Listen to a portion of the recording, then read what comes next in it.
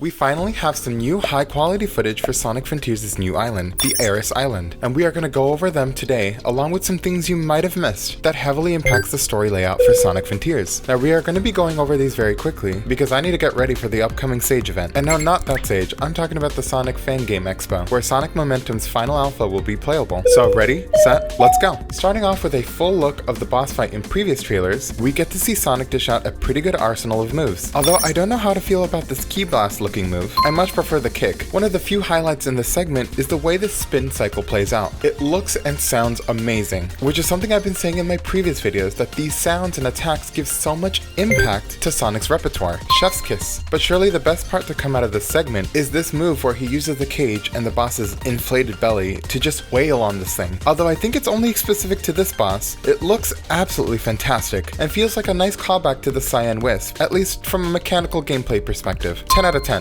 Next up is a new collectible, which, spoilers, probably has something to do with Knuckles' part of the rescuing. But then we end up falling into a horde of enemies, which of course isn't something we haven't already seen. But one thing to note is how the spin kick, or any other move like this, I would assume, is able to change targets dynamically based on the ones you've destroyed. It's nice to see that these details help to preserve the flow of combat, even for those who will be new to the game. Also, really quick, I noticed this while editing. This enemy over here seems to turn into a guarded state, which seems to block Sonic's cycle ability. A nice touch knowing that even these generic enemies can change things up for the combat. Now going back to Kronos Island, we see Sonic zooming around, and I mean like zooming. It seems like this person playing has the speed cranked all the way up, which is going to be good for those familiar with Sonic's boosted speed. Also, is it just me or is Kronos Island in this preview look lusher?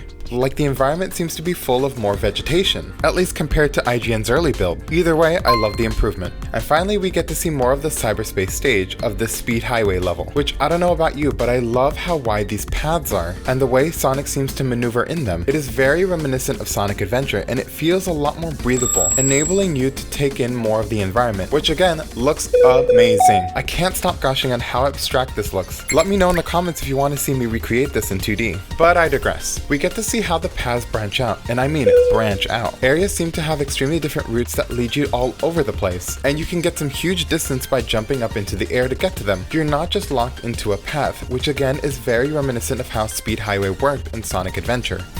A lot of these stages are really paying homages to other game, aren't they? And I know a lot of people's complaints of cyberspace stages were that Sonic Team was taking level assets and reusing them in a lazy effort to recreate the stages. But again, I feel that this works in Sonic Frontiers' favor. This fragmented element helps to keep the narrative experience unified, and it's a different approach to how Sonic Generations worked. Rather than recreate stages from the original games in its entirety almost one-to-one, they are taking the layouts of previous games and the assets of certain other games and jumbling them all up together to recreate areas that seem somewhat familiar, which is another side to how memory works. And it's already been confirmed by Azuka in an article that it's done intentionally for the narrative experience, and quite honestly, it isn't easy to pull off as some people might think. There is a way of making it look bad. Like, take a look at one of these screenshots released just recently. For those familiar with the franchise, this part is a layout from Dragon Road, but in Sky Sanctuary. But to those who aren't familiar with Sonic's previous games, sees this as just part of the stage, because graphically it fits. I see this as a smart way to please both sides of the Sonic community, where you get bits and pieces of nostalgia from other games that you might have played, while being able to give a new experience to those who are new. And with a brand like Sonic, where the whole premise of the genre is built off of nostalgia, Sega can reuse whatever of their own assets that they made to fit whatever narrative experience they want to convey, in order to at least deliver something to different sectors of the all-encompassing Sonic fandom, both the casual and hardcore. But anyways, subscribe to the channel to keep up with all this momentum. It only takes about 2 seconds for this absolutely free content, and you could always change your mind later. Mr. Bane out.